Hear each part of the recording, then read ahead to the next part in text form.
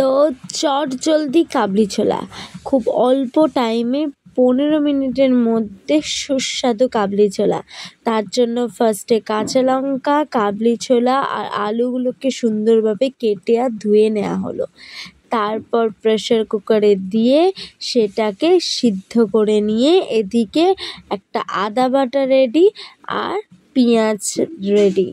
পেঁয়াজটাকে সুন্দরভাবে কেটে নিতে হবে।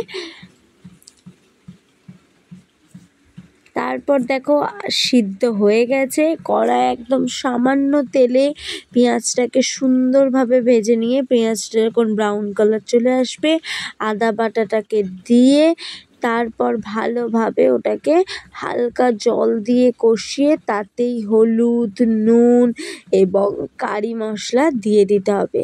দিয়ে ভালোভাবে মশলাটাকে কষিয়ে নিতে হবে। নেওয়ার পরেই আমরা কড়াই আর আলুটা তুলে দেবো। কিছুটা নুন দিয়ে দিলাম আবারও। দেখো কত সুন্দর কালার চলে এসছে।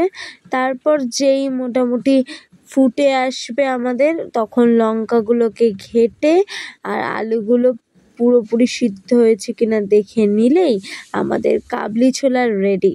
তো এই রেসিপিটা কেমন লাগলো আপনাদের আমাদেরকে অবশ্যই জানাবেন। আর চটজলদি এইভাবে এক তরকারি তৈরি হয়ে যাবে।